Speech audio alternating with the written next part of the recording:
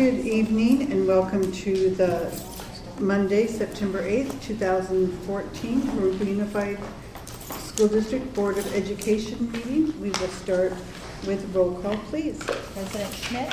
Here. Trustee Mendez? Here. Trustee Johnston? Here. Trustee Schaefer? Here. Angelo Quiros, absent. Wendy Mendoza? Here. Javier Lopez. Thank you. And Wendy, would you lead us in the flag salute? And afterwards, we will remain standing, please, for a couple of moments of silence. First, for student Daniel Pasillas, who was a recent Rubidoux High and Nueva Vista High School student who passed away on Saturday, September 6th. And Mrs. Judy Freeman, the cafeteria assistant 2, who passed away on August 15th. And the board would like to pass on our condolences to family and friends of both of these.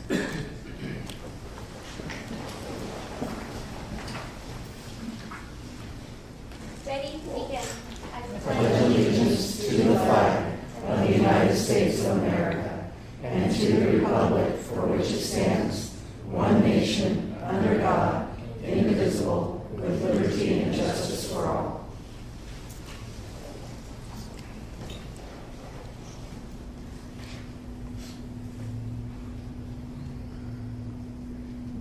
Thank you.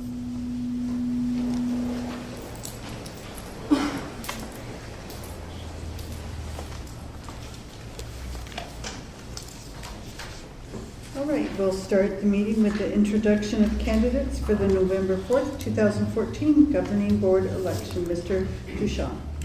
Okay, there is an election only in one area, trustee area number 1, and here tonight I believe is Robert Garcia and Brian Schaefer, who's the board incumbent. Thank you. And next, Mrs. Elzig, would you report out your information, please? Sure. Tonight we just want to introduce the new interim principal at Van Buren Elementary School, Mr. Ron Zahn.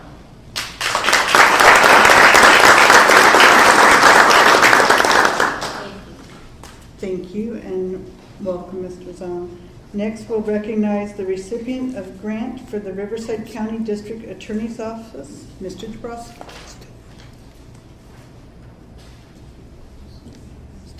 Oh, I'm sorry, I skipped right over student board members. Mr. Duchamp. Thank you, President Schmidt, the student board members. Wendy, I'll ask you to give your report first from Patriot. That should pick up from wherever you're at. These are hard to get used to. They go back quite a ways, so. It should be It on. should just talk. Doesn't No? sound like it's on. Okay, it's okay. I have a loud voice. All right, well, Go, girl. This month on Patriots campus, we have a lot of activities occurring. Our blood drive will be held this Thursday in our gym from 9 a.m. to 2:30 p.m. On Friday, our link crew will be having their pajama movie night in our gym. It will be held from 6:30 to 11. They will be showing Mrs. Doubtfire and Aladdin in the memories of late Robert Williams. The following week is our week leading up to our game against Rubidoux High School. The week after that is our homecoming week that everyone on campus is excited about, our Miss Circus. Throughout the week, we will be having various dress-up, spirit days, and lunchtime activities. These will lead up to our very anticipated game against Bloomington High School. The day after our game, our homecoming dance will be held in our gym and will run from 8 to midnight. thank you. And Rubidoux High School, Javier, thank you. Hello everybody. This Wednesday is our makeup picture day for all those seniors. So if they didn't take their senior portraits or senior pictures, that's the day that they're going to be doing that. All of our sports have officially been started and off to a great start so far. Football team just played Ramona, I think it was 2 weeks ago, if I'm not mistaken, and we won our first game. And we are also getting ready for our game against Patriot, and we're talking about what we can do together. And just so it's not an actual rival game, and the game stays inside of the game and not outside in the parking lot or anything. We just want it to be more of a fun environment. And on Saturday, like we were talking about, a former Rubidoux student and a current Rubidoux student, Daniel Pasillas, died in a car accident on site. And Jerry Rodriguez was actually on life support these past couple of days and just passed away about an hour ago. So and today during lunch, a lot of us would posted out something to wear blue to support Jerry in his life support, and we made a prayer for him. And it was really cool to see a lot of our student body just together and connected, and it was just a really beautiful sight. But it's really sad to see Jerry Rodriguez is gone. Thank you. Thank you. Thank you. Next, we will recognize the receipt of the grant from the Riverside County District Attorney's Office. Mr. Dabrowski. Thank you. The Riverside County Deputy District Attorneys Association notified Rubidoux High School that they've been awarded the RCDDAA Community Grant for $500 to assist with library book purchases. Thank you. And next, we will move to public verbal comments. And Mr. Byer? I want to remind everyone that each person will be given 5 minutes to speak. And please watch the light. It'll be green at 1 minute left. It turns yellow and will be red. And you've got your extra. Doesn't work, does it? Can anybody hear me? The first thing I'd like to do is sincerely apologize to Mr. Michael Rodriguez for the political assassination in order to save somebody's job. What I did is totally wrong. At 76 years old, I know better. Mr. Rodriguez, I am sorry, but there's nothing I can do now. Second, each of you have a package in front of you. You will read the Fitch report. You are now negative.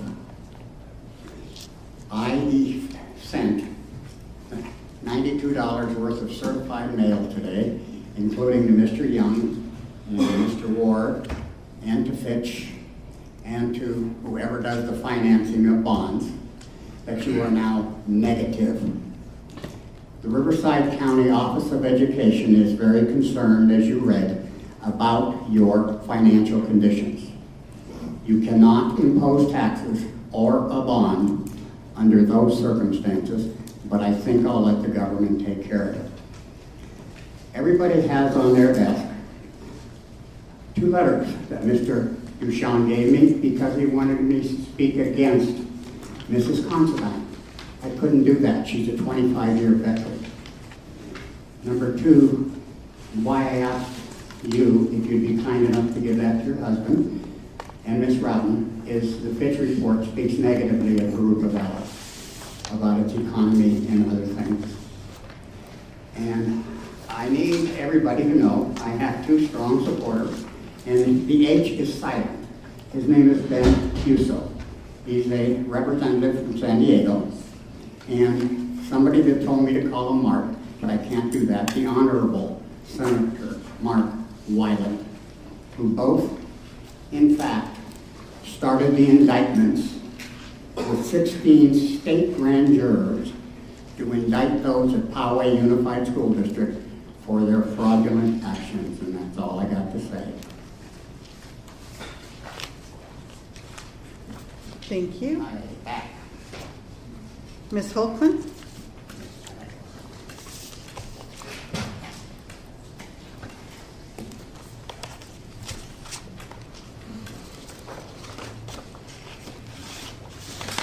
In the negative, not a big surprise with this administration here. I was fortunate enough to go to Sacramento because I was a delegate for our union. I saw a lot of different things that our union does.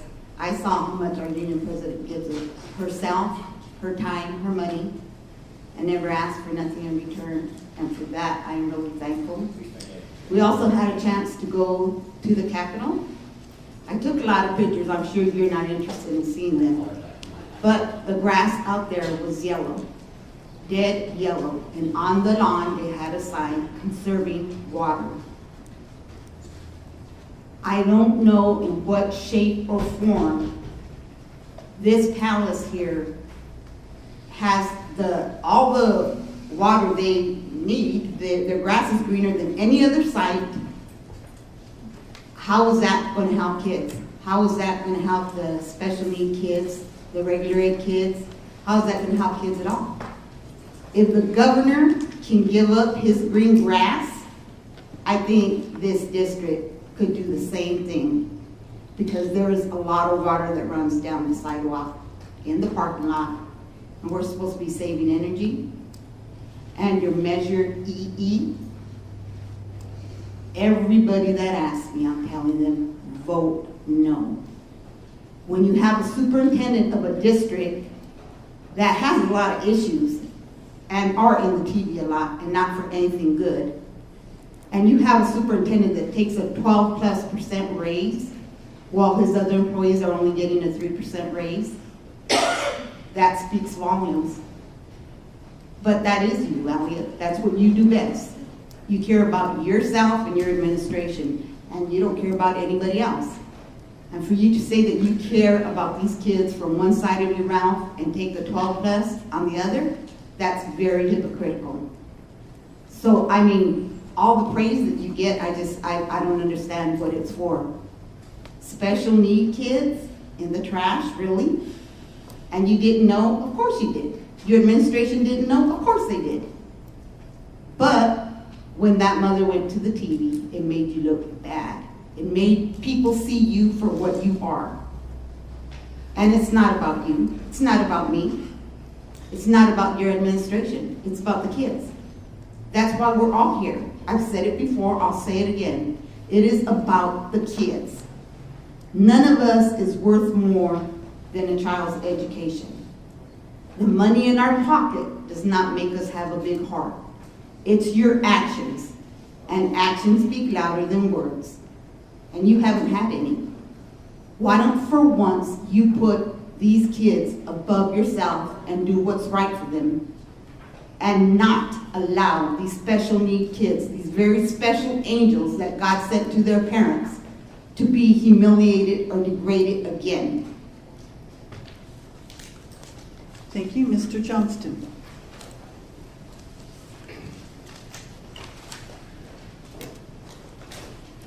Good evening, board members and audience. My name is Frank Johnston. I sit on the Jurupa Valley City Council currently as a mayor.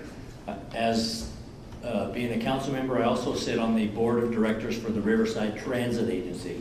I'm before you this evening to put out information that the Riverside Transit Agency has a ad hoc committee in the northwest part of Riverside County, which consists of the city of Jurupa Valley, Eastvale, Norco, and Corona.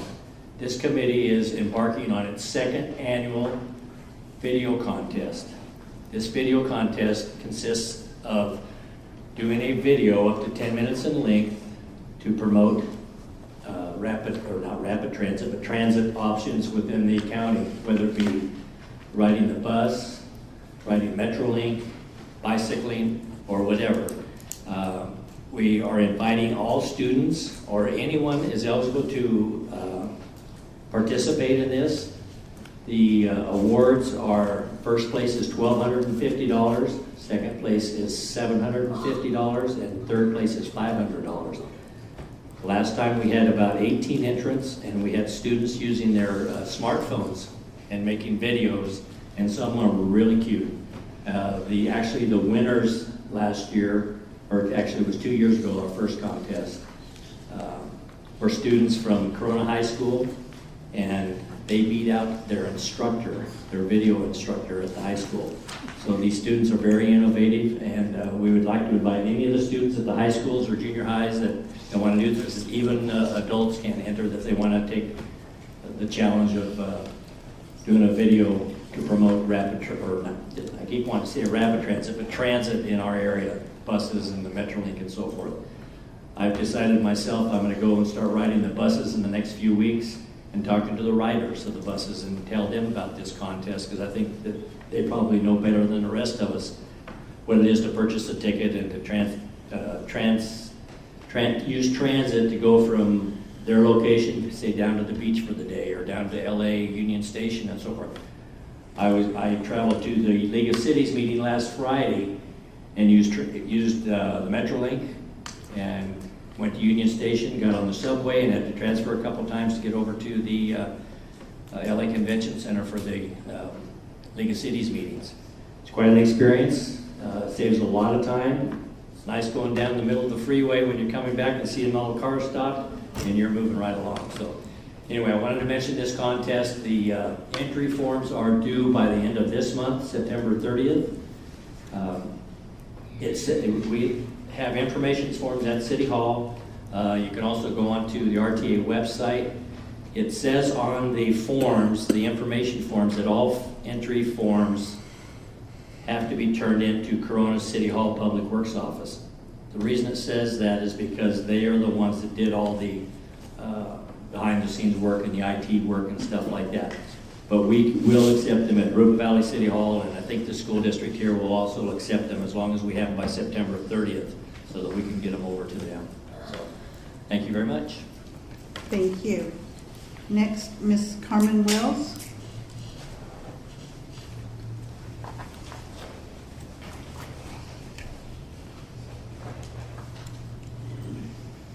Good evening.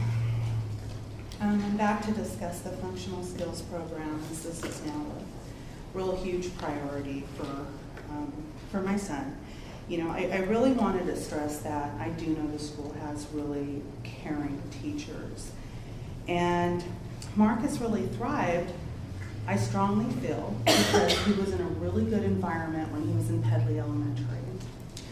It was a lot of inclusion. There was a lot of activities involved within the school. And there was a lot of focus on academics. And my son, who I was told would probably never be potty trained, never be able to communicate, completely thrived, and it was such a blessing, but I really, really credit that towards the environment that he was put in. So, you know, I'm really grateful for that. And it continued when he went to middle school. The atmosphere, the inclusion, the focus on academics, the fun ways of fundraising. And I don't know and I don't understand the disconnect of what happens when they go to high school. And I'm not attacking the principals and the teachers. It's not that. I'm very disappointed in the functional skills program. As soon as my son hit high school, and from what I've learned, and through going through the IEPs, there's a bigger focus on these vocational life skills that consist of, obviously, the worst, the digging through the trash that just devastated us. But even washing cars, cleaning cafeterias, washing clothes should just be a percentage, a portion of their day. It shouldn't have such a huge focus. When they're in high school, part of their development really needs to have a strong focus on their social skills, their communication, their interacting with others, and their academics.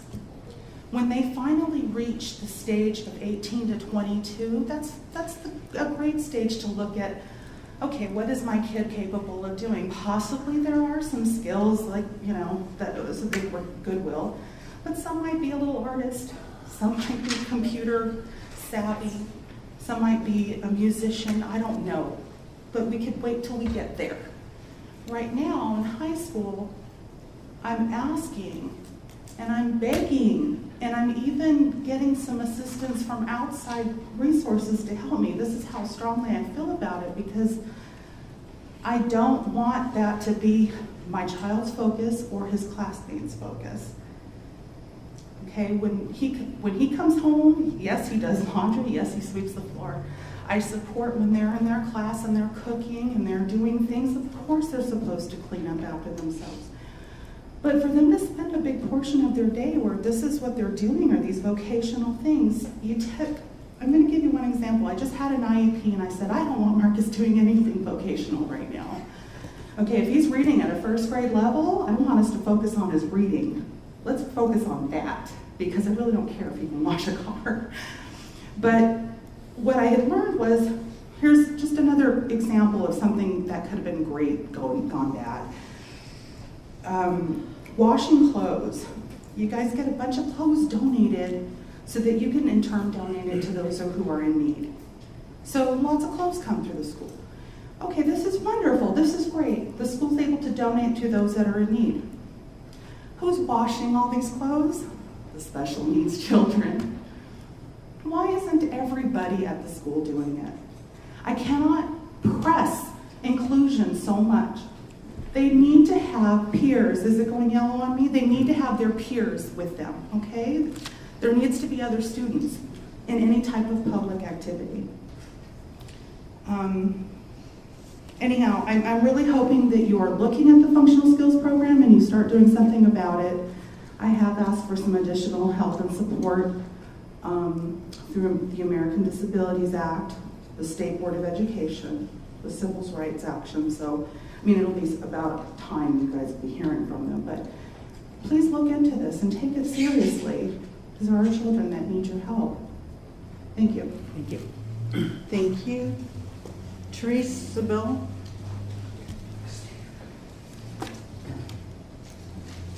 Good evening, everyone. Good evening. I came with my son. I did not want him to attend a specific middle school, so we had hired an advocate. We had meetings, went back and forth. There was a mediation.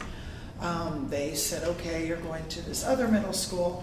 Well, the problem is the teacher there is a substitute. She's overwhelmed, and she was giving him single digits to add. There was a snowman on the paper. It was clearly summer. This is the beginning of the month. The end of August. So I had to take in his old work to show her, look, I mentioned he could be very challenged, 3 digits, on and on. Okay, then it's like, well, what about geography? I'm just the substitute. Well, I don't blame her. She's clearly overwhelmed.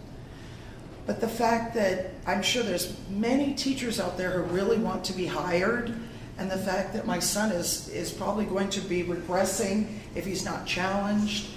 None of the administrators thought to contact his previous teacher to have communication with the substitute.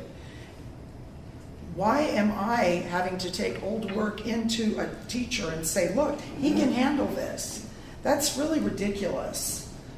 So, the fact that now he's so isolated where he's at, I've had to enlist him in scouts, which, yeah, that's good. But I'm going to have to see if I can have him in double scouts with children that are younger than he is, where he is emotionally, and then the older scouts where he stays and slowly takes his time learning how to latch and, with the string and all that, to get him so socialized, because he's not getting anywhere he's at. Also, I put him in soccer, and so I'm hoping that will do it. But I really am concerned more so the academic and the fact that the only communication they have with the general ed is lunchtime. So I'm really concerned about that, and I don't feel that I need to have to go to the store and buy where he's at mentally for geography and history and on and on and on, to take it into a teacher who all should have been coordinated. As soon as the papers were signed, there should have been communication, and it should have been, okay, this is the curriculum, this is what he needs. So, thank you. Thank you. Next, we'll move on to administrative reports and written communications, and review the approval of the 2014-15 Local Control Accountability Plan and the 2014-15 adopted budget. Mrs. Ford. Is my mic on? It is. Yay. On August 15th, the administration received notification that the district's LCAP, the Local Control Accountability Plan, and its 2014-15 adopted budget had been approved. In particular, RCOE commended the district for its efforts to preserve its fiscal solvency and maintain a quality education program for its students. A copy of the approval letter is included in your supporting documents. By the way, President Schmidt, this district has never had a native certification from the County Office of Education. The report that was referred to earlier was a bond rating, and that referred to general economic climate issues that affected school districts throughout the state. That was in 2012. And in that particular letter and finding, they referred to the LCFF bringing stability. If it wasn't enacted, it had not even been enacted at that point. So there is no danger of any negative certification by the county. Thank you. Can I ask a question concerning this agenda, this information? Go ahead. The county, for last time, every year when this comes up, I think the last time Mr. Jessup had written a letter, and they're always concerned about our deficit spending. But here it says we approve the district's budget. So it's not negative. Is it positive or qualified? It's a positive. So it's a positive rating. But the concerns they have basically are operating deficit and declining enrollment. The declining enrollment, we continue to have declining enrollment. Plus, if the petition that parents in Eastvale are having signed to have their children attend Corona Norfolk, we could lose potentially close to $2 million if that goes through. Yes. My question is, as far as our deficit spending, where are we? Are we coming out of the woods eventually on that? Could you give us an update on that? Yes, we are. We are still deficit spending. Part of that is spending that we've done on one-time type expenses, things that we held off on when we were in the budget crisis.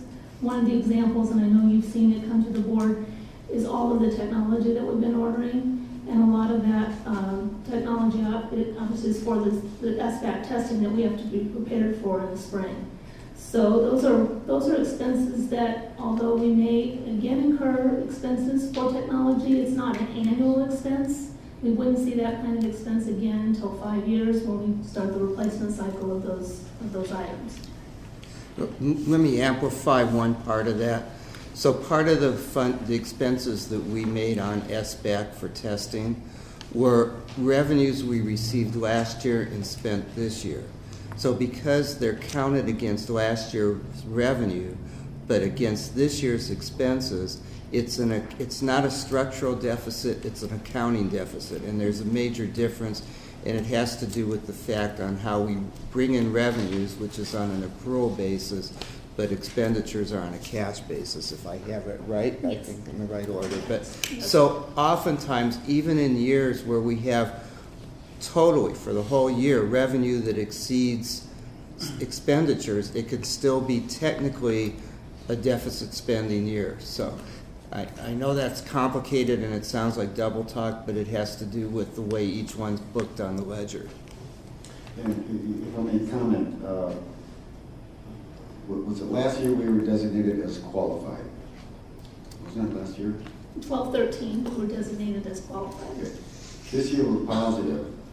And in the foreseeable future, I know we spoke on this, but we're looking at the next probably 4 years as being positive. Is that correct? Yes. If everything maintains as indicated that it will with LCFF, then LCFF is funded, then we will continue in a positive. Thank you. May I also comment and maybe a question? First of all, congratulations. I'm glad to see it approved. I know that not all plans were approved at the county level, which is the next step before being submitted to the state. But I know that I thought that the numerically significant groups had been included as part of the plan. Were they not? I didn't understand that comment here unless I missed something when I read the document. Well, they set up the distinctive subgroups that were a little different than what we originally would call our numerically significant subgroups. So we wrote to that. Okay. And now the county has kind of said you probably should include these as well, so we'll make those revisions. And thank you, because then the next statement right after that as well too, as well as the development of a process for measuring student progress. And I know that I believe I was the one who raised the question during a portion of the presentation on the plan. And I think the response that I got was, again, that was an aspect that was changing, and that we really couldn't put anything very specific in place until the state finished developing their assessment program and determining how that evaluation was going to take place across the state. But in the interim, I believe we were going to have some of our own internal assessments that would lead us to determine to what degree students were achieving success in the program. Is that accurate? That is correct, and those district level assessments are just beginning to be implemented with this school year. Okay, when you look at it here, it just, did I miss something, You didn't. Thank you. Any other questions? All right, we'll move on to item B, consider nominations for the 2014-2015 election of members to the Riverside County Committee on School District Organization, SDO. Mr. Duchamp. So once again, there is an opening on the County Committee of School District Organization. They are the committee that reviews petitions for territory transfers, so this district has a great interest in what goes before that committee. Wonder why? Yes, and so I would subtly suggest to the board that someone from this supervisorial district, perhaps even another one of you, could volunteer to be nominated for that committee. I can't vote twice? No. Well, you can try. We'll do everything to support you, but if you had another member of this board sitting there, then you could both vote. Definitely. Love to have company. And we need to have that nomination to the committee by October 27th, or a date, probably by the first October meeting? October 7th. Okay, so by the first October meeting that we have then. So if anyone is interested in that, please give me or Mr. Duchamp.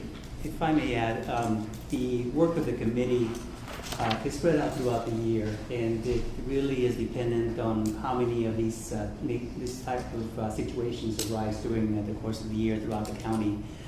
Typically, you have maybe 3 or 4 meetings a year, so it's something that you would be committing to devoting an awful lot of time compared to many of the other duties that sometimes we get volunteered for. Thank you, Mr. Mendez.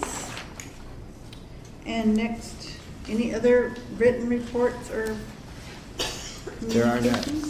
Thank you. Next, we'll hold a public hearing session on the proposed formation of Community Facilities District Number 11.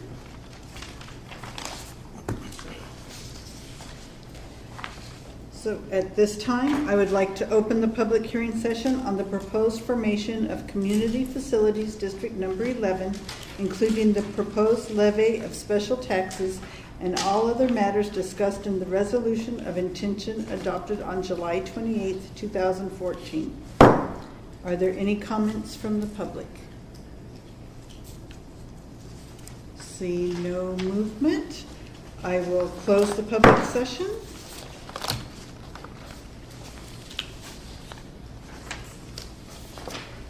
And during item A, we will move on further with that session, that hearing. Okay, next we will move on to action session and interview the eligible candidate for vacancy in trustee area 4 and consider making a provisional appointment.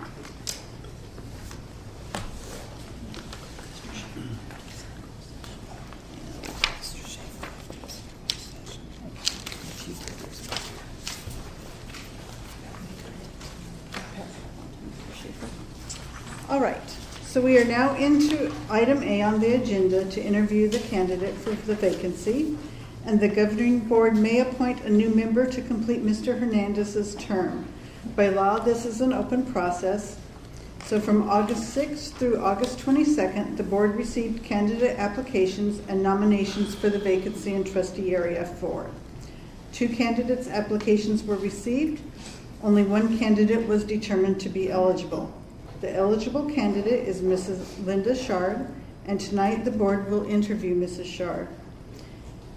And Ms. Shard, if you would like to come up to the podium.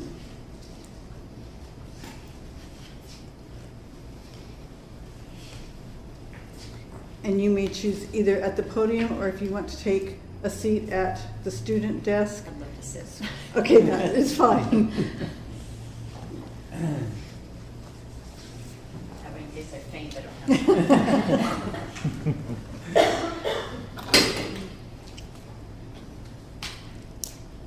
All right, and before we get started with questioning, we'll give you up to 5 minutes to present to the board any information you believe best explains why you are interested in being a board member and what experience has prepared you for this position. And can you see the light up here that Mr. Mendez? It'll be green, it'll go to yellow when you have a minute, and red when you're 5 minutes. Right here. Right there. Okay.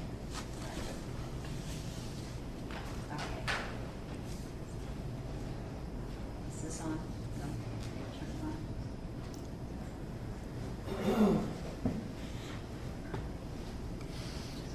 Should be on. I didn't learn how to use a microphone. It's automatically on. It's on meant So to be it on? should be. Okay. Can you hear me? Because I don't hear myself. Yes, it's coming through. You don't get the back feed like we used to with these. My name is Linda Chard. I was born and raised in the Rubidoux and Blue area and have lived there all my life. I attended the elementary schools of West Riverside, Ann Arbor, and Rustic Lane, and I also attended Ruper Junior High and graduated from Rubidoux High School in 1967 as a business major, ready to attend RCC to become a legal secretary. That was also the year the West Riverside School District changed its name to Ruber Unified. I love this area so much that my husband and I settled here and raised our 2 children in schools. Our daughter Kelly Baskin is a 4th grade teacher in Cook and our son Todd is a special ed teacher at Rubidoux. We have 3 granddaughters, 2 of which attend Peralta. I have been married to my husband Alvin for 43 years and he is a retired firefighter. My first job right out of high school was at Rubidoux Unified School District as a substitute secretary for Dr. Kenneth Norton for the summer of 1967. I left in September, found a job in a law office while attending RCC. After graduation, I continued working for law firms and then developed arthritis and I was forced to quit my legal work. I took a couple of years off and then went back to work part-time for my dad at Ingolf Brothers Rental Equipment, and then when he retired, I worked for them a couple of years and they sold the business, and then I worked for an interior designer. In 1989, I came back to Rubidoux Unified School District as a substitute secretary at the district office, working in child welfare and attendance in the elementary and secondary education levels, departments, and wherever they needed me. I became the principal secretary in November of 1990. I've been involved in the community most of my adult life, either as a room mother for my children, Little League, PTA boards at Ann Arbor, Peralta, and West Riverside Elementary. I'm a supporter of the Food Fest sponsored by the Rotary Alliance Club, because I know the money helps the scholarship funding in the district. I'm proud to say I was honored twice by my peers, once as the classified employee of the year at Ann Arbor, and this year I have the distinguished honor of receiving the Rubidoux High School Alumni Lifetime Achievement Award for 2014. I'm the second in my family to receive this. My brother Phil received it a few years ago. I feel I'm qualified for this position for a number of reasons. I've lived here all my life, and I'm very familiar with what changes that have taken place. I have a sincere interest in public education in my community. I hope to bring new questions and innovative ideas and fresh energy to the board. I will look at established routines and policies with new eyes, and I might challenge old assumptions, but I will have the opportunity to share my perspective with my fellow board members in the community. I want to contribute my talents while collaborating and working as a team. As principal secretary, I work with some of the best principals in the district, some of whom have become district administrators. I was well trained over the period of 20 years by those principals in school business, such as site budgets, payroll, suspensions, and expulsions, among other things. I retired in 2011 after 21 years. I'm acquainted with a large majority of my future constituents because of my position at INA. Most of the people in Area 4 grew up with me in this district. Their parents, children, grandchildren, and some great-grandchildren are still living in the area and attending the schools. I also became familiar with how families have grown and struggled and prospered in the district. I know how the parents appreciate the schools. I witnessed the sadness and anger from the children when the school classroom was vandalized or the grounds were vandalized. I saw the desperation in parents' eyes when they had to ask for free lunch applications because one or both parents lost their job or they needed help getting their child to come to school. I saw the joy in the eyes of the children when they were handed out Christmas with Santa invitations and the relief on the parents' faces when Thanksgiving and Christmas food baskets were passed out. I was a sounding block witness to the fact that teachers, staff, and parents complained that there were classroom leaks, there were holes in the floors and portables. I know what the board has to go through in budgeting these kind of things. I worked for many years in a school office built in 1956 and only large enough for 2 people, but yet 4 of us squeezed around a desk. Our office was finally remodeled, and in 2010, the cafeteria got air conditioning. I have witnessed all of this firsthand because of my employment in the district. I feel my experience as a secretary in the education field has given me an insight as to the needs and concerns of our district, community, and city. But I'm not afraid to speak with people. I love the community and I want to give back. I think there's a great misinformation that the public and the parents have about public schools and how and where the funding comes from. I want to help educate my area, as well as myself, about the responsibilities of the board, the county, the state, and we as parents, our responsibilities to our future. I want to meet with parents and the public and explain it to the parents in simple words. I know our district is taking steps to make a lot of changes at the schools, and I want to be a part of that also. I'm willing to give my time and energy to work with other board members in helping our district departments accomplish what it needs to be for the sake of our children and give them the classroom materials and facilities they need to educate them equally to students in other communities and states. The world of technology is on a fast train and we need to be on it too. Technology is and will play a big role in our future. So many new innovations in every aspect of life are being created daily. I hope that one day every student graduating from our district can be technologically trained for their future. We don't know exactly what lies ahead of us in the world. We have got to keep up with it for our sake and our children's sake. Our children are entitled to and deserve the best education we can give them by the best teachers and the best equipment available. I hope I can offer help in that way. I want to work to prepare all of our students to earn their own way by being innovative, inventive, and industrious, but I also want to keep an open mind as to how we're going to fund the future. I feel the board is responsible for serving as a bridge between the lifelong education professionals and local communities. We need to work with our teaching staff to give them the best materials to complete their job. We need to work with technology companies to give us help in training their future employees before they get to them. In that way, we will have done our job to provide the best education possible for our students, knowing that they will be able to survive in this fast-paced world. We know that they will be able, we will know that they will be able to provide for their children with an even better education than we did for them. Everyone is watching carefully to see how the board proceeds, and I want them to see that everyone, teachers, students, parents, and the community are working together to do what's best for the students. I want to show the community that the school board and the district can accomplish what they were created to do, to lay the groundwork for the lives of our children that we place in their hands every day, making decisions and shaping their future so they can eventually become our future of lawyers, teachers, doctors, community leaders, state leaders, military personnel, and maybe even the President of the United States.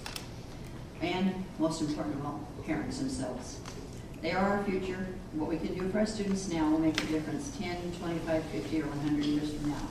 They will be able to teach their children, grandchildren, and great-grandchildren more effectively because we gave them opportunity. You almost done? You're done. I'm sorry.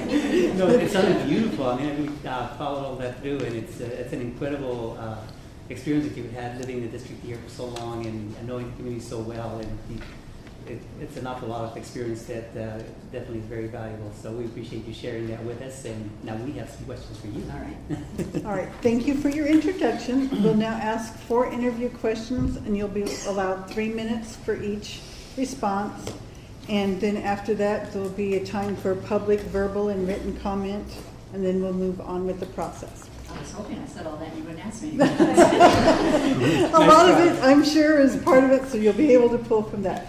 So the first question is, how does an effective school board ensure opportunities for parents and community members to express their diverse range of views to inform board deliberations on important policy issues?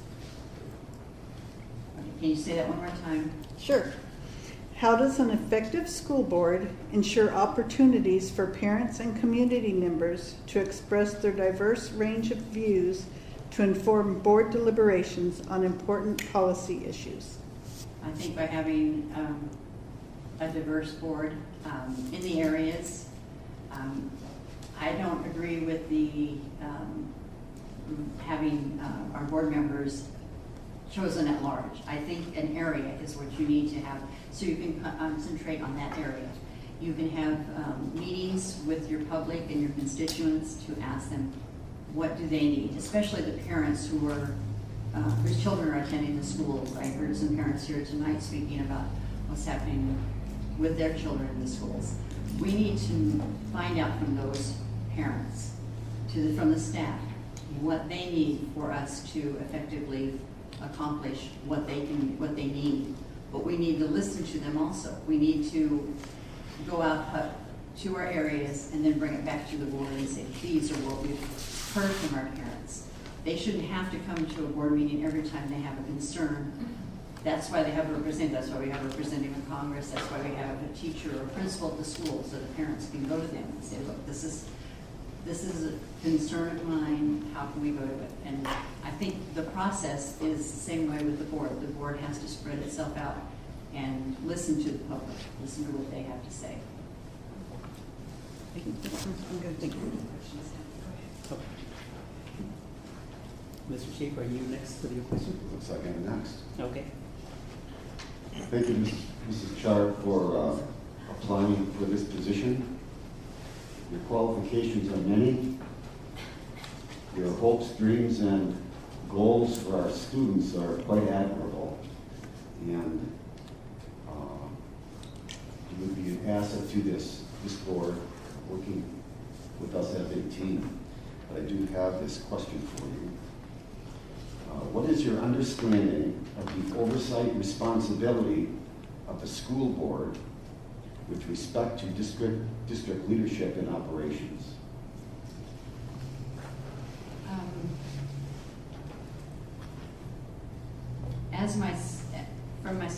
From my point of view, I believe that the responsibility of the school board to the district leadership, I believe that we have to make sure they follow the policies, rules, and regulations that we've set out or have been set out either by the state or by the district.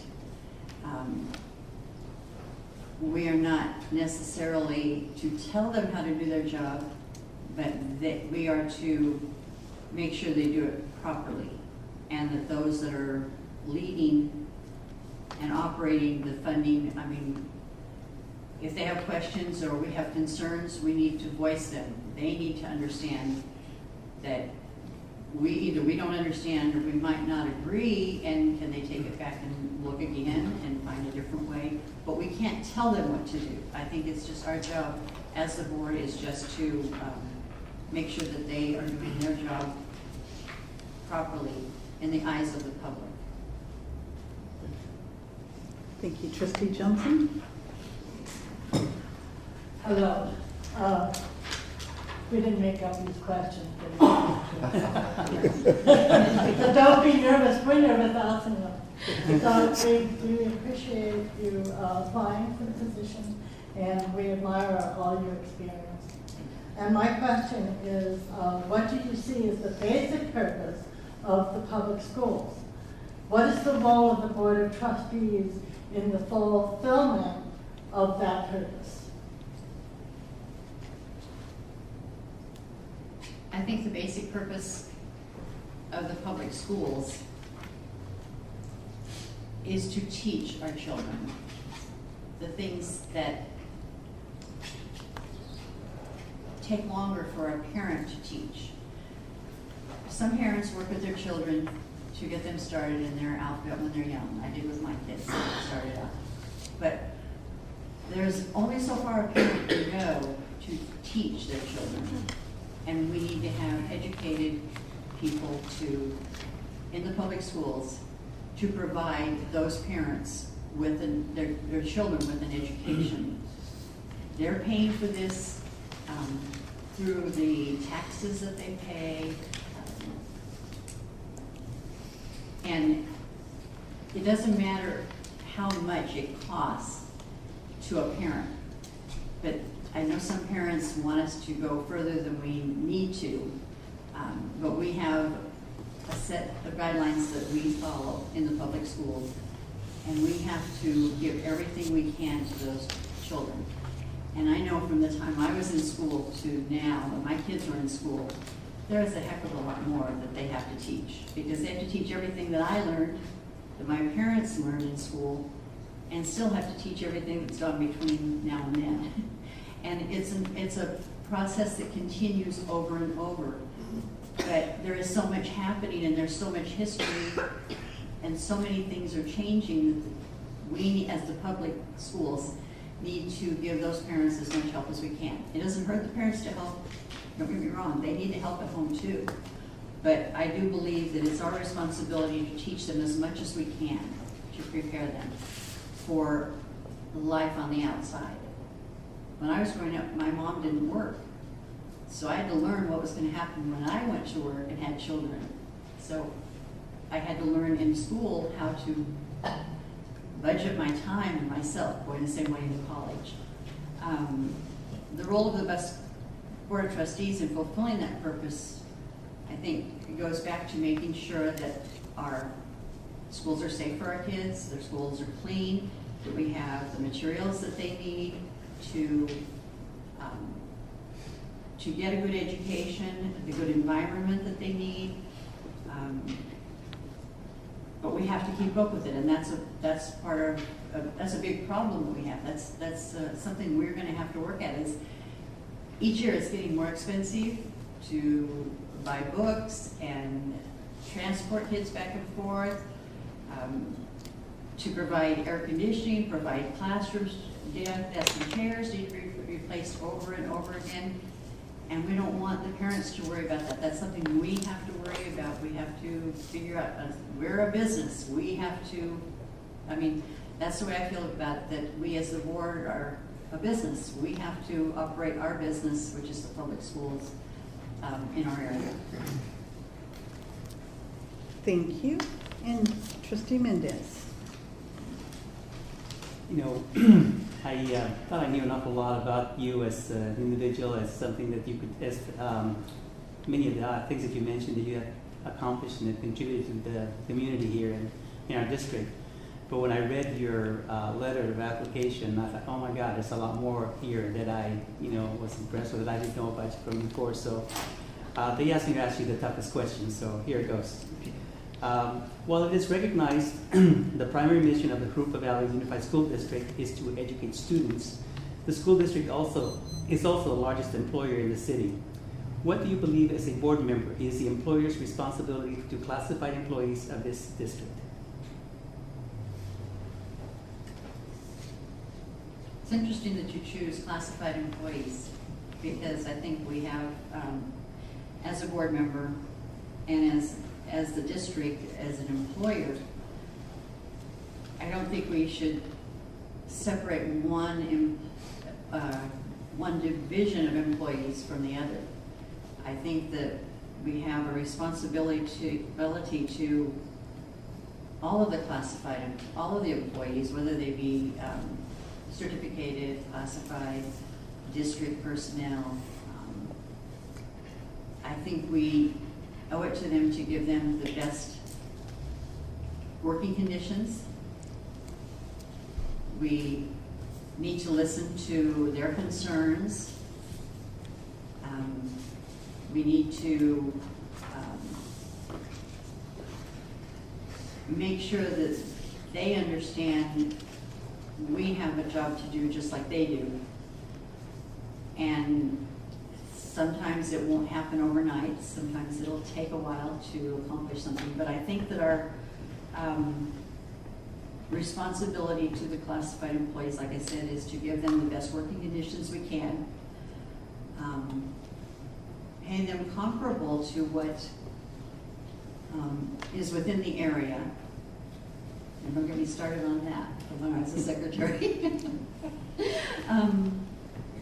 But I understand that because I was a classified employee, and I know that I would hear people gripe about things. I mean, as employers, we have had to pay attention, and as a secretary, I know that there are things that the classified people don't understand when it comes to salaries and pay and all that, that there's taxes that have to be paid, you know, all these things come out of a paycheck to an employee. And when you multiply that times 1,000, 1,500, 2,000, everyone is having, we're having to come up with the money for all of that. And some of them think that raises are the best thing that the district can do for them, but not necessarily, because we want them to show their ability as well as you should get a raise on merit and what you can do. But if we would give raises back, you've got to do your job too. So I think our responsibility is to make sure that at their level, that their principals are helping them get what they need to do their job. Their employer or their supervisor in the grounds area, in cafeteria, in any of those fields, they have to make sure that the conditions are right for the employees. And if it's not, they need to go to their supervisor. Supervisor needs to come to the superintendent. Superintendent needs to come to us as a board, so we can work with the board or work with the superintendent and the unions as they are. Work with them to to reach an agreeable answer. Thank you. Okay. Thank you. And we've completed the interview process now, and the board will now allow anyone from the public that would like to come forward and give oral or written comments, if there's anyone. You may go ahead and come up. Seeing no movement from the audience, I would like to once again thank you for coming and participating in this. I know it's a different experience to sit up here and get questions thrown up at you with no idea of what's going to happen. And at this point, we'll move forward with the selection process. And according to law, the appointment must be made by a public vote of the board members. How each trustee votes is a matter of public record, and no secret ballots are allowed. So at this time, I'm looking for a motion to provisionally appoint Mrs. Linda Chard to serve the remainder of Mr. Bobby Hernandez's term. I'd be happy to make the motion. All right, we have a motion from Mrs. Johnston. I'll second. And a second from Mr. Mendez. Any questions or debate? Seeing none, roll call vote, please. Trustee Johnston? Yes. Trustee Schaefer? Yes. Trustee Mendez? Yes. President Schmidt? Yes. Motion passes 4-0. Welcome to the board, Mrs. Chard. At this time, I will join you up front to administer the oath of office, and then we'll take a quick 5-minute break so that we can arrange things for her, and those in the audience that would like to congratulate can congratulate.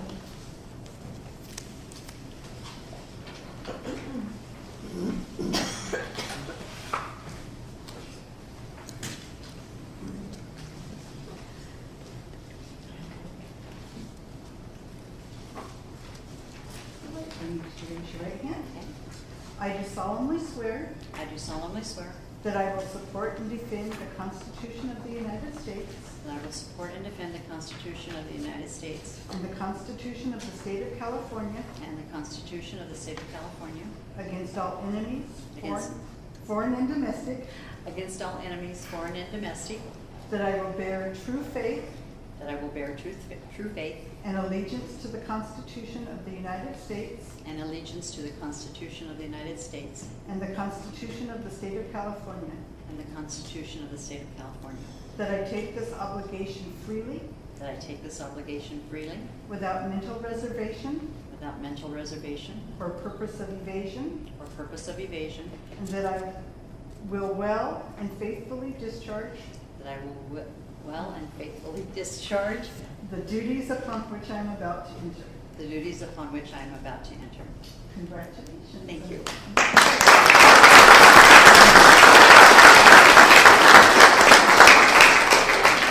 So we will go ahead and take a quick 5-minute break so we can get our seats set up and congratulations can be made. All right, we will bring the meeting back to order. Once again, I'd like to welcome Ms. Chard to the board. And we will start off with approving the routine action items by consent. It's action items A, 1 through 12. Make a motion to approve items 1 through 12 on the consent calendar. So you have the buttons, the other one need to press in there. He is. Oh, he did, Yeah. thank you. All right, we have a motion by Mr. Mendez. Do I have a second? Second. A second by Mr. Schaefer. Any questions or comments? Roll call vote, please. Trustee Chard? Aye. Yes. Trustee Johnston? Yes. Trustee Schaefer? Yes. Trustee Mendez? Yes. President Schmidt? Yes. And I or yes works just fine. Okay. Item D, award of contract for tree trimming services. Mrs. Ford. Administration is requesting approval to contract with West Coast Arborists Incorporated for tree trimming services at Brooks Elementary School. The services will include labor, pruning of 125 trees, and the removal of 292 dead trees, which I'm assuming they counted. Right, Bill? Yes. Okay. And the cost for services is $33,976. Pricing is based on the City of Paris piggyback bid and will be funded through unrestricted maintenance and operations funds. Make a motion to award a contract for tree trimming services. Second. Have a motion by Mr. Schaefer and a second by Mr. Mendez. Any questions or comments? Roll call vote, please. Trustee Chard? Yes. Trustee Johnston? Yes. Trustee Schaefer? Yes. Trustee Mendez? Yes. President Schmidt? Yes. Motion passes 5-0. Item E, approve submittal of the 2014-2015 Agriculture Career Technical Education Incentive Grant proposals. Mr. Dabrowski. Thank you. This is the Ag CTE Incentive Grant. It's something we apply for every year. It's based on how many agriculture teachers you have at the two sites. So we recommend that you approve submittal of the grant. Move to approve. Second. Have a motion by Mrs. Johnston, a second by Mr. Schaefer. Any questions or comments? Roll call vote, please. Trustee Chard? Yes. Trustee Johnston? Yes. Trustee Schaefer? Yes. Trustee Mendez? Yes. President Schmidt? Yes. Next is item F, approve purchase of AirWatch mobile device manager. Mrs. Ford. Administration is requesting approval to purchase AirWatch Mobile Device Manager software, otherwise called an MDM. The AirWatch Mobile Device Management addresses the challenges of deploying, managing, and updating mobile devices throughout the district. And technology staff researched a variety of mobile device management systems and found AirWatch to best support the district's needs. The cost of the software and annual license will be funded through the Microsoft K-12 voucher program. Administration recommends the board approve the purchase of AirWatch Mobile Device Manager from AirWatch in the amount of $10,800 with an annual renewal fee of $1,800. Make a motion to approve purchase of AirWatch Mobile Device Manager. Second. I have a motion by Mr. Mendez, a second by Mrs. Johnston. And I do have one question. The annual renewal may change dependent upon the number of devices we have, correct? Yes, this is based on the number of devices that we have deployed right now, but it does change. It's an annual fee, annual license fee per device. Thank you, and I want to make a correction. The motion was by Mr. Mendez, and the second was by Mrs. Chard. And I do also have a question, Okay. Madam President. I was just wondering what the other companies lack that maybe AirWatch had over the other competitors. Well, luckily, we have Mr. Josh Lewis here tonight who would be able to answer that question. We'll pass it on to him then. Specifically, we found AirWatch to be really user-friendly for our teachers who are also going to be able to use this AirWatch mobile device manager in terms of which apps they would want for specific students so they can differentiate in the classroom. Thank you. Thank you. We have any other questions? We have a motion and a second. Roll call vote, please. Trustee Chard? Yes. Trustee Johnston? Yes. Trustee Schaefer? Yes. Trustee Mendez? Yes. President Schmidt? Yes. Motion passes 5-0. Item G, review at a first reading ordinance number 2015-01, ordinance of the Board of Education for the Jurupa Unified School District acting as the legislative body of the Community Facilities District number 11 of the Jurupa Unified School District, authorizing the levy of a special tax. Mrs. Ford. Okay. Tonight will be the night for CFD number 11. As a required step in the CFD formation process, the board is to review at a first reading ordinance number 2015/01, which authorizes the levy of a special tax in the boundaries of CFD number 11 to be used to finance needed facilities. The rate of the tax is set each year based on formulas in the rate and method of apportionment of special taxes, and copies of the ordinance and rate and method of apportionment are included in your supporting documents. Ordinance number 2015/01 will be brought back for adoption at a second reading at our October 6th board meeting. No action will be taken on the ordinance this evening.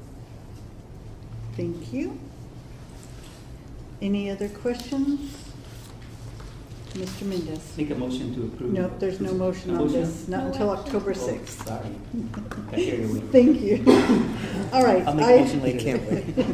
Item H, adopt resolution number 2000. I think we do have a question. Can we Schaefer. still comment on that? Yes. The comment I have on item G, I got a little confused. Reading the supporting documents, it talks about 31 million. Then we go to item H, which we're about ready to go to, and we're talking 15,900,000. And I'm looking for this other $16 million. So we'll probably get into that when we get to H. So these are a bit confusing, but getting back to G, when you're referring to the 16 million, that will all remain with Jurupa Unified School District. The 15 million will be, the funds will be split between Jurupa Unified School District, Jurupa Parks, and Jurupa Community Services, correct? Yes. Okay. Any other questions? All right, we'll move on to item H, adopt resolution number 2015-12, approving and authorizing the execution of certain joint community facilities agreements. Mrs. Ford. On July 28th, the board adopted a resolution to establish the Community Facilities District for CFD number 11. And tonight we're bringing that forward. We're bringing forward the Joint Community Facilities Agreement for CFD number 11 between Jurupa Community Services District and Jurupa Area Recreation and Park District. Joint Community Facilities Agreements for CFD number 11 set out the terms by which the CFD will finance the necessary water, sewer, park, and school facilities. It's estimated that approximately 423 homes or units will be built and sold within CFD number 11 improvement area A and B, because this is split into two improvement areas. And from that, an estimated $5.4 million will be used towards school facilities. Administration recommends the board adopt the resolution number 2015/12 approving and authorizing execution of certain joint community facilities agreements.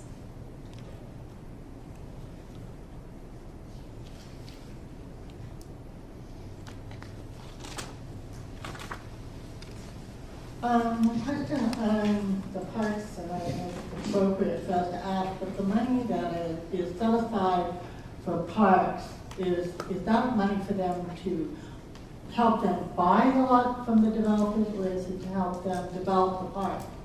It could be both. We don't set the funds for the park. The Parks District does their own. We're just the facilitator of all of the... Right, so it's just us as the lead agency, the funds come through us and then we out to the parks and to the water district, but how they use that funding and what other funds they might have to bring to the table, that is entirely up to them. We're not responsible. We're not responsible for that part. So, may I? Yes.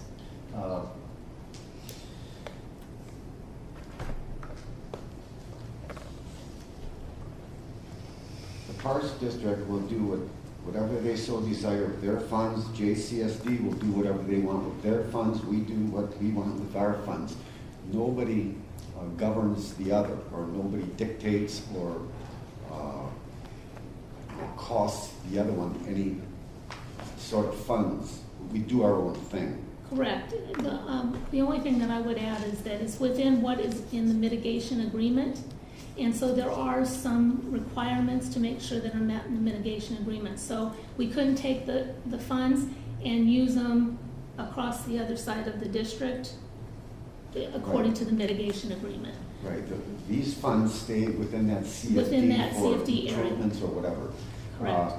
As far as the school district isn't developing any parks or anything, and they're not going in collaboration with the Parks District. Correct. Okay.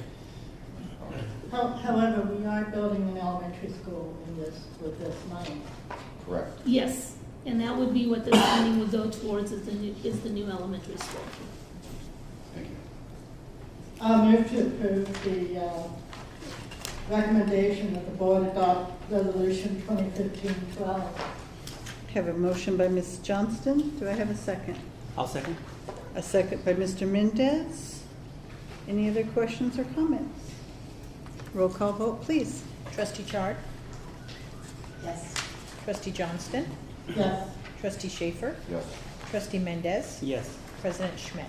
Yes, motion passes 5-0.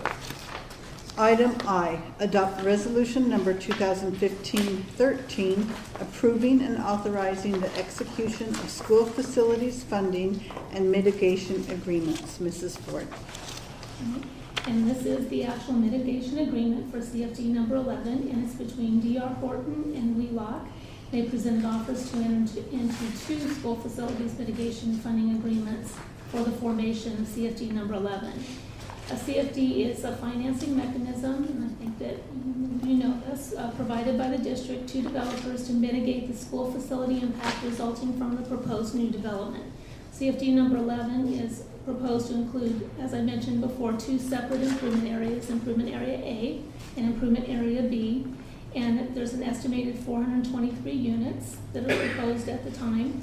And the amount of school facilities funding estimated to be generated for Jurupa Unified in both improvement areas is $5.4 million.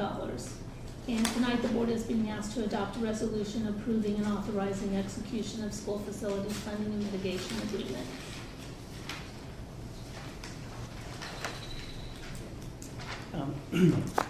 Pardon my ignorance here, but is this CFD within the area that is currently being considered or being petitioned to be, or is this outside of that area? This would be outside of that area. So this CFD is actually located at Etowanda, Belgrave, and Cantu Galliano. So it's within that area, right across the street from Jurupa Valley High School. So it's not within the affected area that's being petitioned? Correct. Okay, thank you. Okay, I'm looking for a motion? I'll make a motion to adopt resolution number 2015-13. Second. Have a motion by Mr. Mendez, a second by Mrs. Johnston. Questions or comments, Mr. Schaefer? The,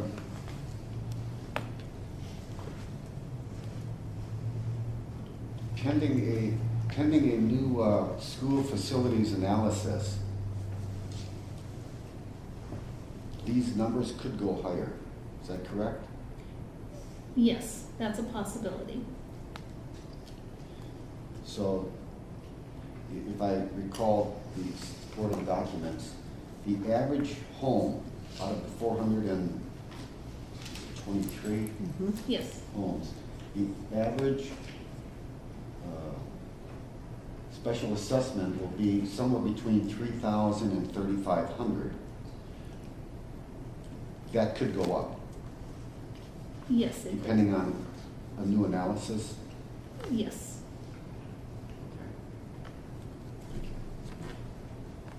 Any other questions or comments? Roll call vote, please. Trustee Chard? Yes. Trustee Johnston? Yes. Trustee Schaefer? Yes. Trustee Mendez? Yes. President Schmidt? Yes. Motion passes 5-0. Item J, adopt resolution number 2015-14, determining the validity of prior proceedings and establishing the Community Facilities District Number 11.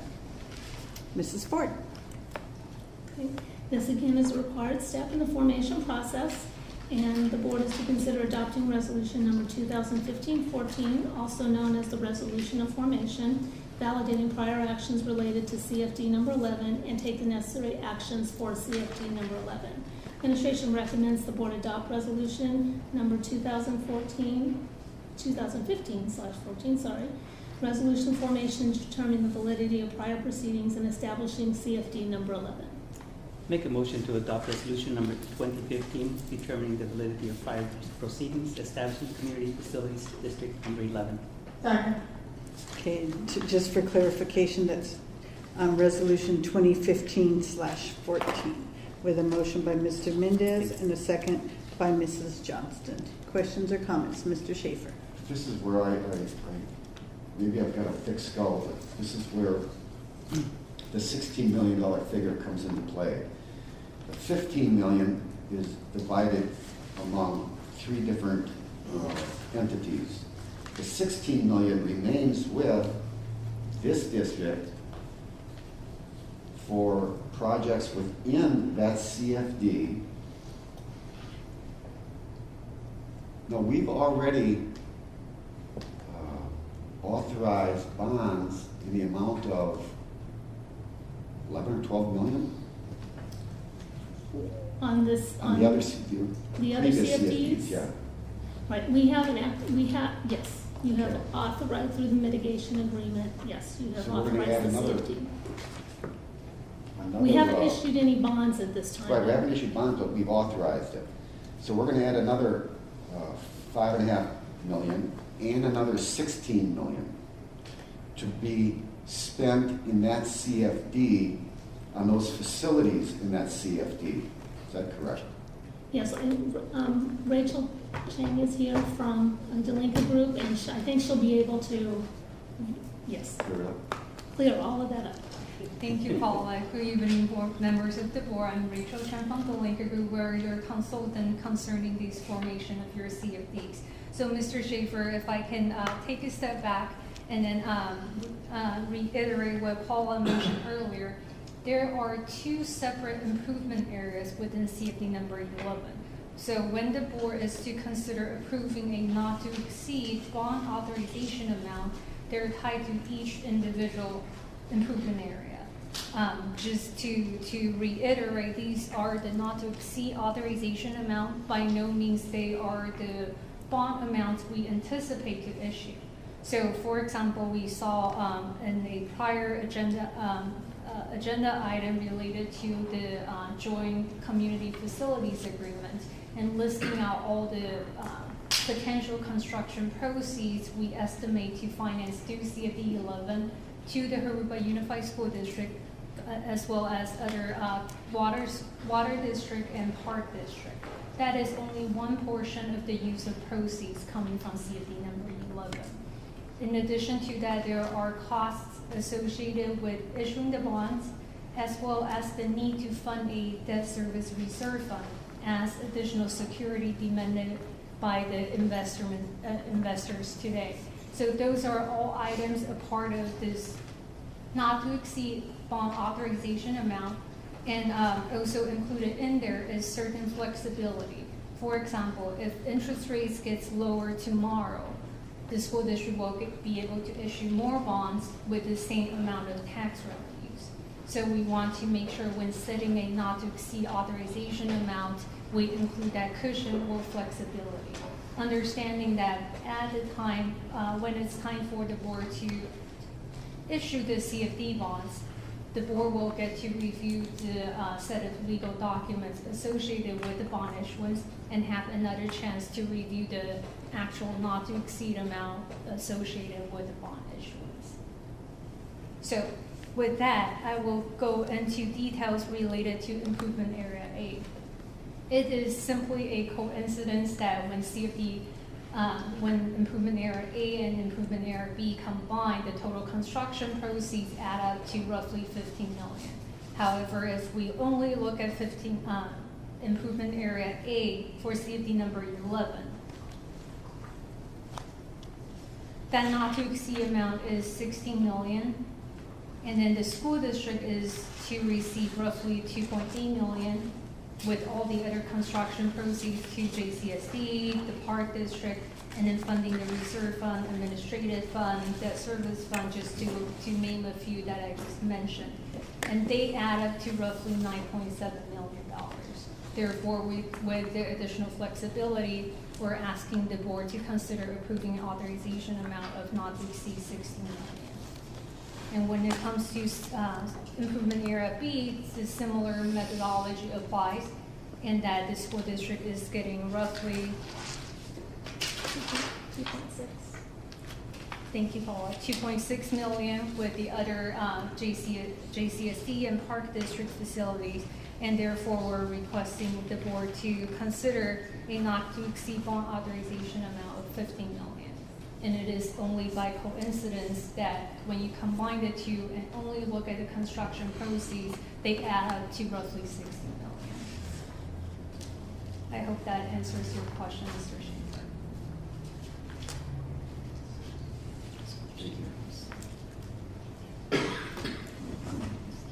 Any other questions or comments for item J?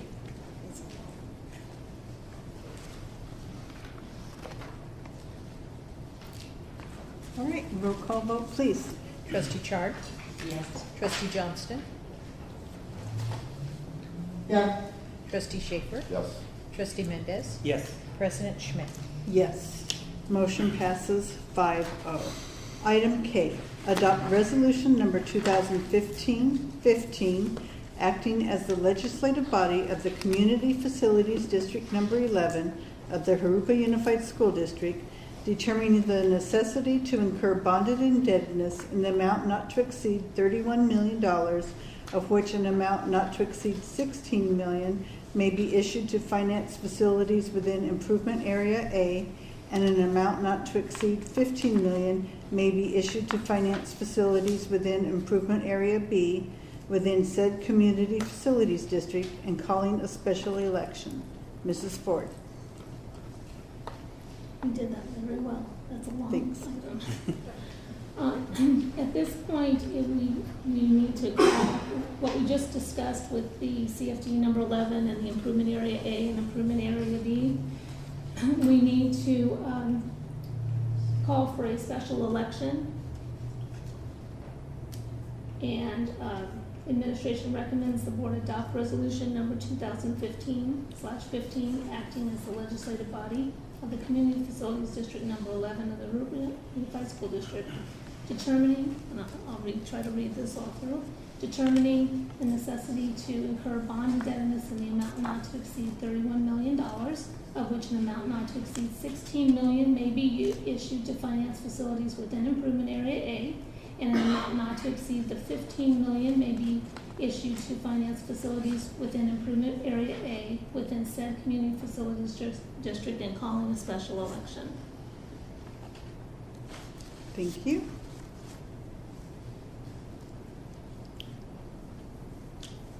So we're now looking for a motion on item K. Okay, I make the motion to hold the special election, or calling for the special election for resolution 2015, is it? Yes. I'm wrong. Okay. Yes. 2015.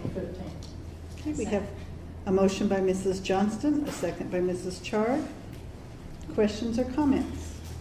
Mr. Schaefer. Mr. Duchamp, you brought up, you mentioned something earlier concerning that the negative outlook. This Fitch report, which has an outlook negative concerning bonds, how does that affect these bonds? Do investors look at this as being more attractive because they will get more of a yield on those bonds? The bond market's complex beyond me. So in very simple terms, that particular Fitch report was a AA minus, which is actually an excellent rating on bonds. So what happens is, and that was an interim rating, so that particular rating was for people who were probably selling bonds that were already bought. When these are issued, we would go again to Fitch, we prepare a report, and we explain to them that the bonds are secured by taxes that come from homeowners and really don't have anything to do with school district finances, and they don't always understand that. But they re-rate the bonds, and generally we end up with something like a AA minus, one way or another. Sometimes it's, and there's different ratings, and I don't know all the ratings, but they're generally in the AA. Rarely are they AA plus. It might be a AA straightforward. But they always have, so the answer is, while our school district finances affect the bond rating, they also look at the state solvency, the state's debt ratio, the economy, the local economy, and a number of other things. So at the time, and when we go to issue bonds, we work very closely with the bond seller and follow literally on a daily, if not hourly, path, the trajectory up or down of the interest on bonds. So we sell the bonds at the time when the interest that we pay is the lowest level, which means generally bond owners are looking for this most secure bond to buy. Sorry if that was complicated, but the ratings are complicated, and then sometimes, if you really read the report from Fitch, they're not tied to anywhere to school district finances. I guess the simple question would have been, will it cost the homeowner in that CFD more than if we were AA plus? I believe the assessment stays the same and it affects what we can bond for, but I think Rachel can answer that. Thank you, Mr. Duchamp, and I think you answered it correctly. And if I may add, it really depends on, Mr. Schaefer, which side you look at in terms of the attractiveness of the bonds. Because if we're talking about general obligation bonds, which was what the Fitch rating report was issued for, is when we issued general obligation refunding bonds. And like Mr. Duchamp mentioned, it is before the issuance of each bond, we go back to the rating agency to present them the most current information for them to issue the rating. And that general obligation bonds, because it's secured by the property taxes encompassing the entire boundaries of the Jurupa Unified School District. Therefore, they're considered a better quality, credit quality in the investors' minds. Therefore, they generally have a higher credit rating associated with them. When it comes to the special tax bonds issued by these individual CFDs, because the boundaries of the taxes are smaller, therefore they're considered slightly riskier compared to a general obligation bond. And for that same reason, Mr. Schaefer, they offer higher interest rates, higher return for the investors. So it depends on which side you look at, they can be more attractive to investors. I guess my sympathy is with the whoever's going to buy these new homes. The sympathy is because those homes are $4,500,000. Their normal taxes will be $4,500 to $5,500 a year, and we're going with these bonds. We're adding another $3,500 a year, and if EE passes, we throw on another $250, $300 a year. So to clarify, any cost associated with the bond issuance, including if we do pursue a rating, will not affect the taxes to be levied on the homeowners. The tax rates are set at the time of formation tonight, and the only change is that the taxes escalate or increase by 2% every year to justify for consumer price index changes and related items. Rating, if we do decide to pursue a rating, and of course we have to pay the rating agencies, those will not affect how much the homeowners pay for their CFD taxes. And then at the time when we set the special tax rates, obviously it's determined by the amount of facilities we plan to finance through the CFD. But the effective tax rate, meaning the overall tax rate on the property, when you include all the ad valorem taxes, fixed assessment, including the proposed CFD 11 Jurupa Unified School District special taxes, as well as all the other fixed assessment, they're capped at 2%, considering the school district's direction to be mindful of the burden that will be placed on the taxpayers in the future. And let me explain one other thing. If there were no CFD, the developer is obligated to pay a developer fee, and that fee is $3.60 a foot. So if their home was 4,500 square feet, they would pay approximately $16,000 to $18,000 more for the price of the home, because that's passed directly on in the homeowner costs. The developer doesn't just pay that out of their pockets. They pass that on because there's, in fact, generally the way taxes work, developers make profits on fees. But even if it were a straight pass-through, so the cost of their $400,000 home would be $415,000 or $420,000. So what developers often choose to do is go with the CFD because it lowers the cost of the house, it lowers the mortgage payment, and any tax is also tax deductible. So in the end, it probably, for most homeowners, saves them some money over the period of time they'll own their homes. But that's something only a homeowner can look at. And when they shop for homes, they have to be disclosed whether there's a Mello-Roos or CFD as part of it. Some homeowners or home buyers look specifically for homes that don't have a fee on them, and they tend to be more expensive. So, and likewise, because in this particular case we have two other agencies that are partaking in the CFD, those costs would be passed again directly onto the homeowner in terms of really just not even taxes but fees, because they're paying for sewer service, water service, infrastructure. Very true. Any other questions or comments? All right, we have a motion and a second, so roll call, please. Trustee Chart? Yes. Trustee Johnston? Yes. Trustee Schaefer? Reluctantly, yes. Trustee Mendez? Yes. President Schmidt? Yes, motion passes 5-0.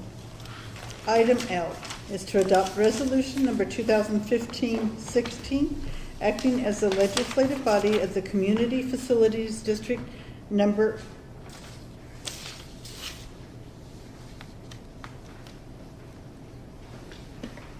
Do I need to do this before I do this? Okay. Yes. All right. The board will now conduct an election of landowners on the question as to whether the district shall create Community Facilities District Number 11 for the purpose of issuing bonds in an amount not to exceed $31 million, of which an amount not to exceed $16 million may be issued for facilities within Improvement Area A, and an amount not to exceed $15 million may be issued to finance facilities within Improvement Area B. That landowners have previously provided to this board signed consents and waivers under which the landowners agree to waive the time limits and certain procedures required under the Mello-Roos Act. This permits the board to proceed directly with the election. The landowners have also provided to the board their signed ballots reflecting a total of 59 votes in favor of establishing Community Facilities District Number 11 and issuing bonds in an amount not to exceed $16 million in Improvement Area A, and a total of 62 votes in favor of establishing Community Facilities District Number 11 and issuing bonds in an amount not to exceed $15 million in Improvement Area B. The clerk of the board has executed 2 canvasses and statements of results of election to this effect, which I need to open those. The board will now formally approve the final vote tallies. Drum roll. Yes, like the Academy Awards. Need a letter opener here.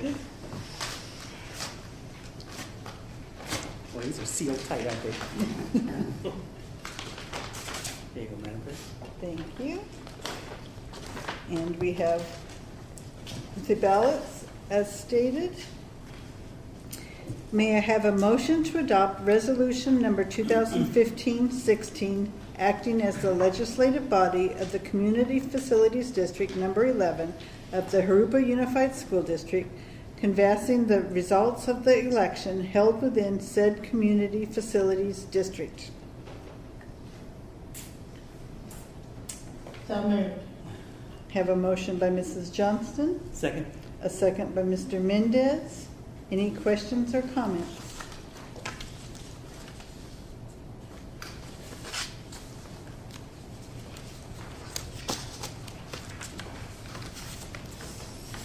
Thank you. Seeing no or hearing no questions or comments, we will go to roll call vote, please. Trustee Chard? Yes. Trustee Johnston? Yes. Trustee Schaefer? Yes. Trustee Mendez? Yes. President Schmidt? Yes, motion passes 5-0. Item M, act on student discipline cases. We have 1 expulsion, suspended expulsion case, agreement and stipulation. It's case 15-001. Move to approve expulsion, suspended expulsion case number 15-001, and agreement of stipulation. Second. I have a motion by Mr. Mendez, a second by Mrs. Johnston. Roll call vote, please. Trustee Chard? Yes. Trustee Johnston? Yes. Trustee Schaefer? Yes. Trustee Mendez? Yes. President Schmidt? Yes, motion passes 5-0. Next is 2 approved reinstatement cases. Discipline case 13-082 and 14-046. Move for approval of reinstatement cases number 13-082 and 14-046. Second. Have a motion by Mr. Mendez, a second by Mrs. Johnston. Roll call vote, please. Trustee Chard? Yes. Trustee Johnston? Yes. Trustee Schaefer? Yes. Trustee Mendez? Yes. President Schmidt? Yes, motion passes 5-0. And we have 1 denied admission, suspended expulsion case, discipline case 15-002. Move to deny admissions of the suspended expulsion case number 15-012. Have a motion by Mr. Mendez, Second. a second by Mrs. Chard. Roll call vote, please. Trustee Chard? Yes. Trustee Johnston? Yes. Trustee Schaefer? Yes. Trustee Mendez? Yes. President Schmidt? Yes, motion passes 5-0. Next is item N, board member comments and committee reports. Mr. Mendez. I would just like to take the opportunity to congratulate Ms. Chard on joining us up here on the board. I think she'll be a great addition to the board just with her experience and knowledge of the community and her work in the community over the years. I've known Ms. Chardonnay for a long time, and it's going to be a pleasure and an honor to have her serve with us on this board. Thank you. Mr. Schaefer. I'd like to welcome Mrs. Chard. You will be quite an asset to this team, so welcome. I am up for re-election, and I'm getting, I call them terrorist calls, basically telling me that our school district is in financial chaos, that eventually we will become bankrupt. But questions tonight, especially with we have a meeting next week on budget. My questions concerning our solvency show that we are not becoming insolvent. Our deficit spending within 2 to 3 years should end. And I appreciate staff taking their time to meet with me concerning some of these issues. This Fitch report that people are talking about. I have other questions on that, which I'll ask next week, or I'll meet with business services before next week's meeting. But staff has provided information in open session concerning our solvency, and they are always there to provide the information, and I appreciate it. And we have a meeting next week, so I'll see you then. And again, welcome, Mrs. Chard. Thank you, Mrs. Johnston. I also would like to welcome the new board member, and it feels good to have somebody over here.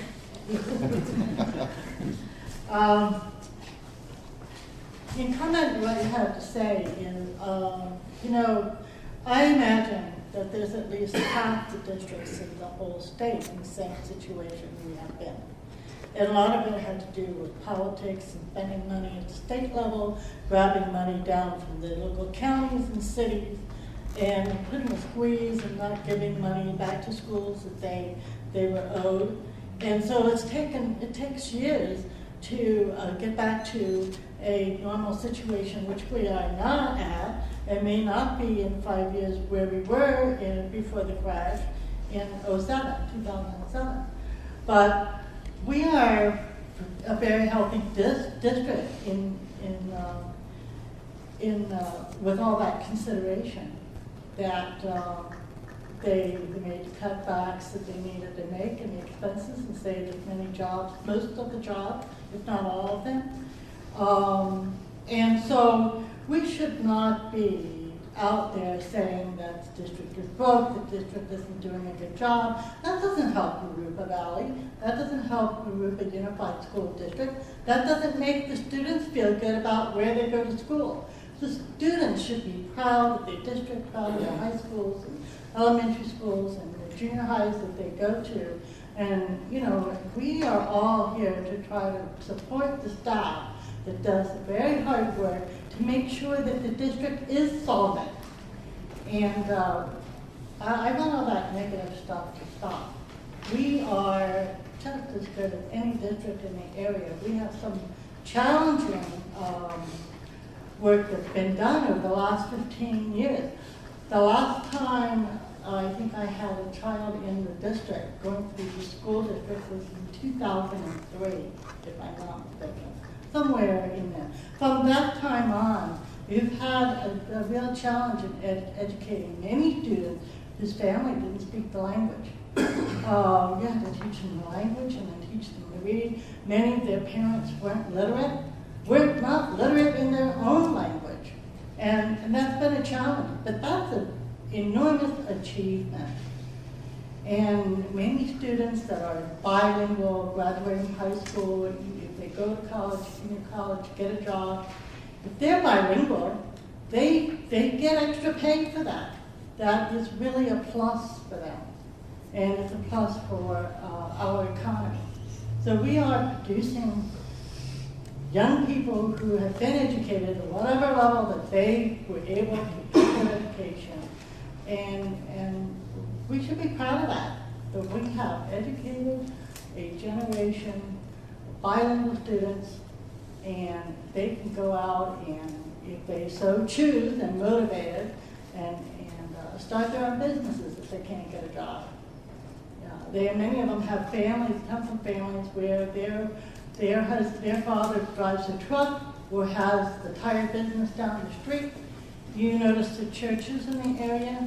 These people are very dedicated to family life and church life, and they build community, and they provide for their families.